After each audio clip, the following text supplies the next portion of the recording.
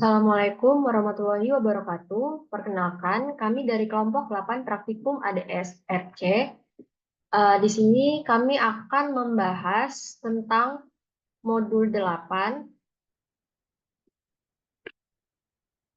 Nah, di sini saya akan menjelaskan bagian nomor 1, yaitu contoh Gauss-Plot pada uji Friedman untuk membandingkan skor preferensi konsumen terhadap 3 jenis kopi. Pertama-tama, kita akan menyiapkan datanya terlebih dahulu dengan kode data frame, yaitu fungsinya untuk membuat suatu data.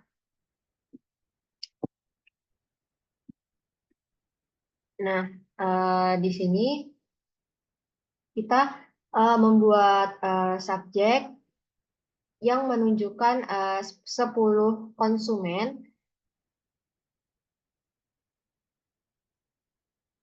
dan rep ini digunakan untuk mereaplikasikan angka 1 sampai 10, dan untuk H sampai dengan 3 ini berarti setiap angkanya akan diulang sebanyak 3 kali. Nah, pada coffee type di sini akan menunjukkan jenis kopi yang ingin kita tampilkan, yaitu yang pertama itu ada espresso, yang kedua ada cappuccino, yang ketiga ada americano.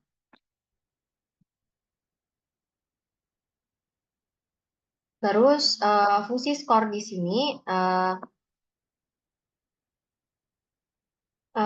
berarti nilai ini akan memiliki 30 angka.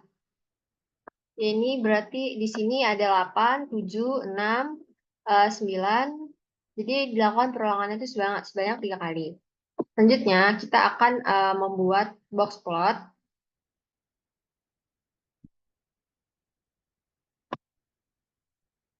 Nah, pada kode box plot data skor ini menunjukkan bahwa data skor ini adalah variabel numerik yang akan diplotkan berdasarkan coffee type atau jenis kopinya.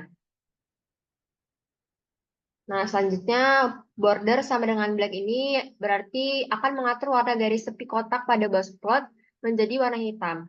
Nah, untuk main di sini, untuk mengatur judul diagram atau box plot di sini, yaitu kita menaruh judulnya itu preferensi konsumen terhadap 3 jenis kopi. Nah, xlab ini adalah variabel x. Jadi di sini variabel x di sini adalah jenis kopi dan ylab itu variabel y. Nah, kalau variabel y itu di sini kita menetapkan sebagai skor preferensinya. Nah, berikut hasil dari box plot preferensi konsumen terhadap 3 jenis kopi. Nah, box plot yang merah ini menunjukkan americano, dan yang brown ini cappuccino, dan yang grey ini espresso. Sekian penjelasan dari saya. Untuk penjelasan selanjutnya akan dilanjutkan oleh rekan saya.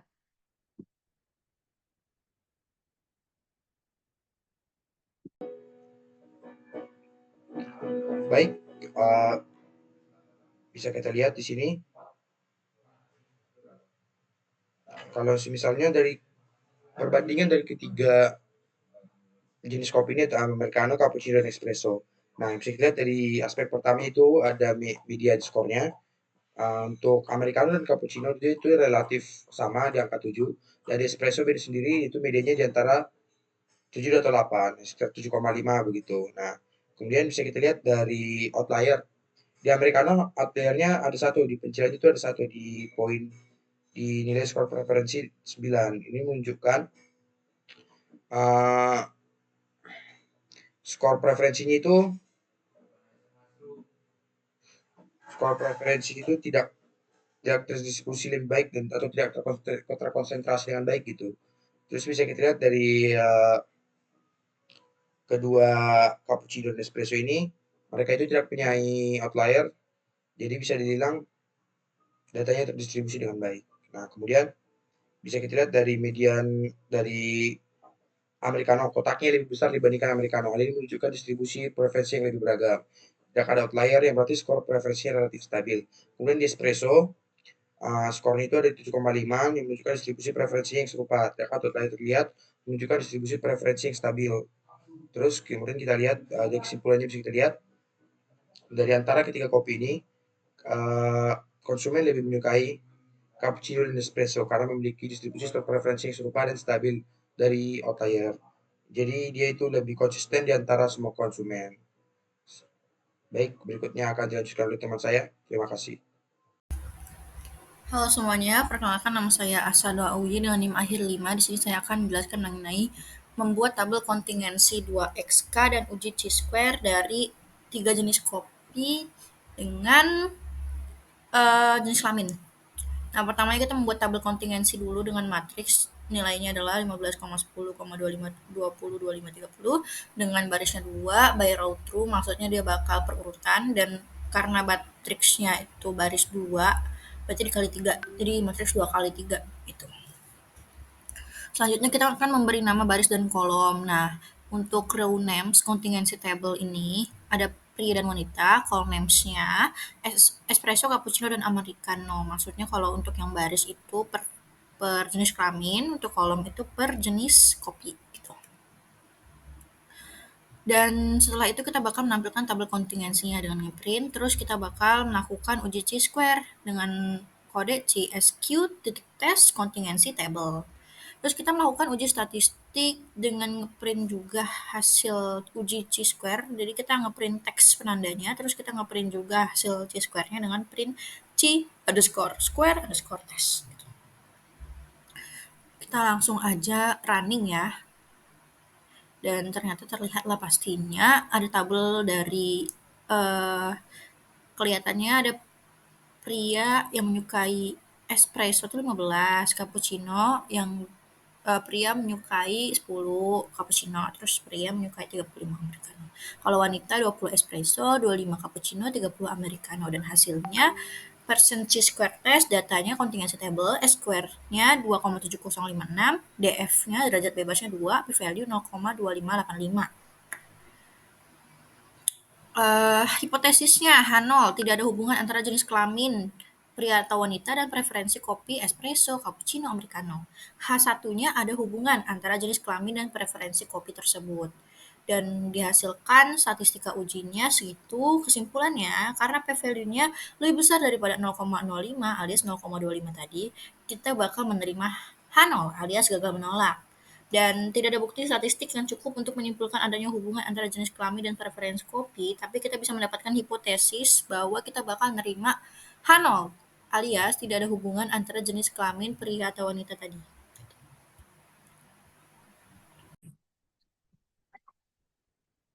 Assalamualaikum warahmatullahi wabarakatuh. Perkenalkan nama saya Baruna Birawa dengan NIM 122454097. Di sini saya akan menjelaskan di bagian uji Friedman dan perbandingan berganda menggunakan uji Nemeni melakukan perbandingan berpasangan pada preferensi kopi. Langkah pertama tuh kita uji Friedman dulu. Kalau itu menjalankan uji Friedman langsung tes menggunakan uji Friedman adalah uji non parametrik yang digunakan untuk membandingkan lebih dari dua kelompok yang terkait atau berhubungan. Ini itu adalah alternatif untuk ANOVA berulang ketika asumsi normalitas tidak terpenuhi.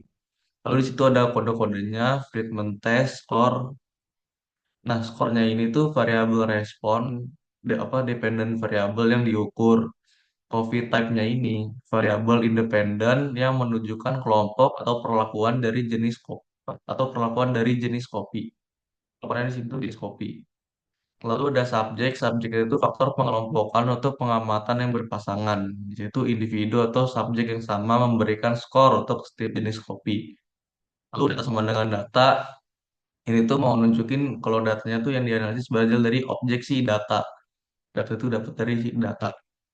Terus kita print Friedman test yang udah dibuat sebelumnya buat tampilin hasil uji Friedman yang hasil Friedman-nya.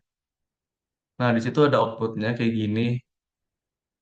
Nah, Friedman Chi-square-nya tuh 1,0556 statistik uji Friedman yang dihitung berdasarkan peringkat data. Nilai ini tuh nunjukin sejauh mana distribusi peringkat antara kelompok yang berbeda. Terus DF-nya 2, derajat kebebasan. Dalam uji Friedman ini tuh dihitung sebagai jumlah kelompok dikurangi 1. Terus p-value itu kita dapat 0,5899. Nilai probabilitas untuk menilai apakah ada perbedaan yang signifikan antara kelompok.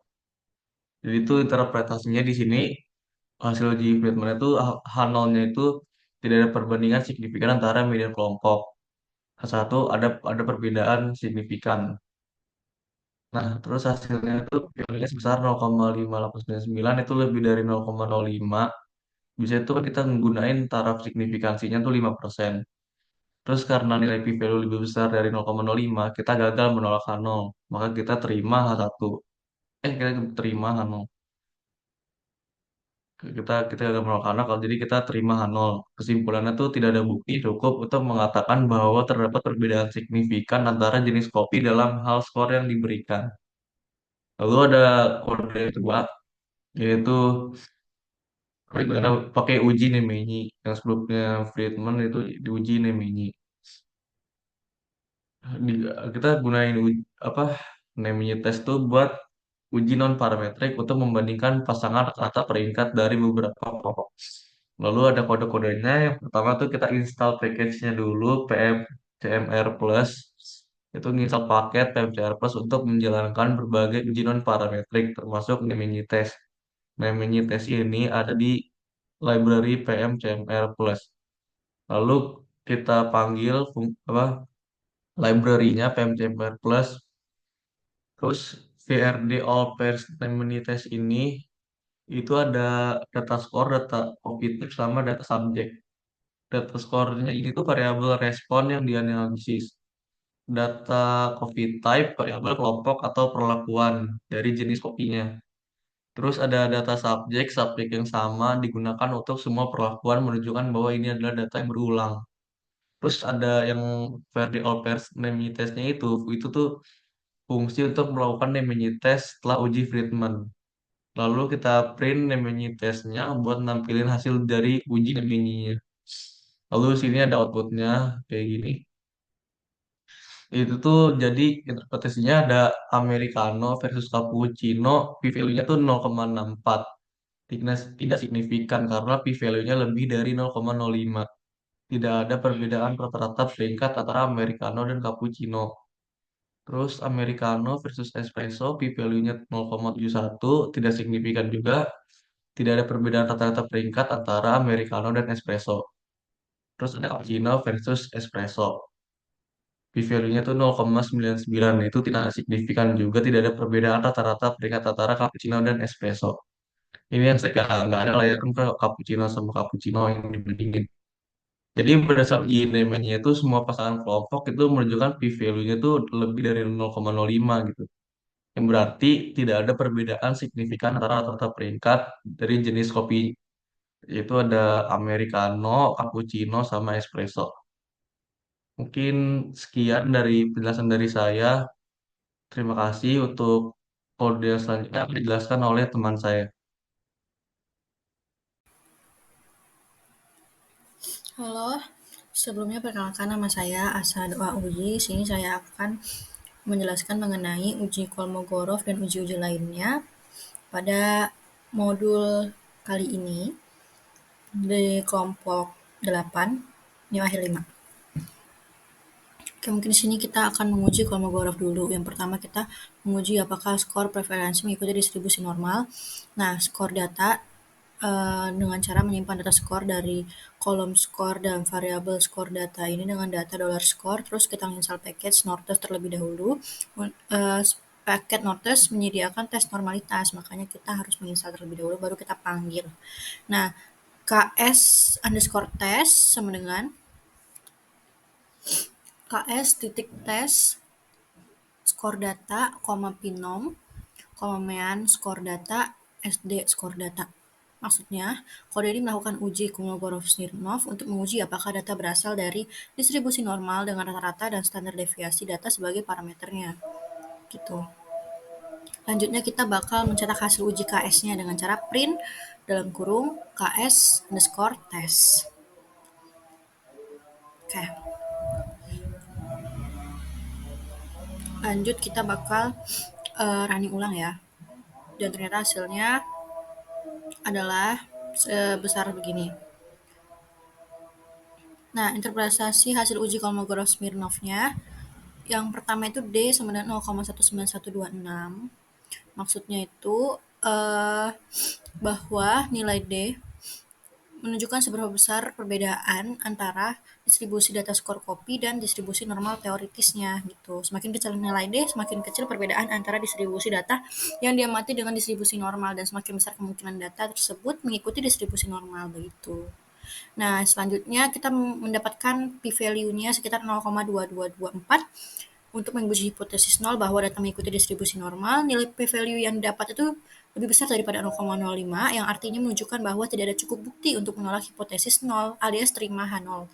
Ini berarti bahwa data skor preferensi konsumen terhadap kopi tidak secara signifikan berbeda dari distribusi normal. Dengan kata lain, kita tidak bisa menyimpulkan gitu bahwa distribusi skor preferensi untuk ketiga jenis kopi tersebut berbeda secara signifikan dari distribusi normalnya. Nah, berarti kita karena p-value-nya lebih besar dari 0,5 maka kita gagal menolak hipotesis 0 alias menerima. Nah, selanjutnya kita mendapatkan alternatif hipotesisnya two-sided yang artinya dua arah. Yang berarti uji ini menguji apakah distribusi data lebih besar atau lebih kecil dari distribusi normal pada kedua sisinya. Uji ini tidak bisa mengasumsikan arah tertentu. Nah, begitu. Selanjutnya kita bakal mendapatkan uji Lilliefors untuk uji normalitas. Yang artinya alternatif untuk uji normalitas dengan cara kita membuat pustaka Nortus lagi, terus Lilliefors test dengan cara Lilliet test dalam kurung skor data, terus kita bakal mencetak hasilnya.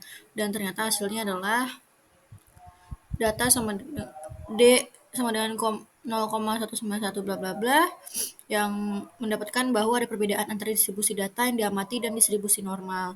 Namun nilai D sendiri tidak cukup untuk menarik kesimpulan tanpa mempertimbangkan p-value-nya dan p-value yang didapat adalah 0,006627.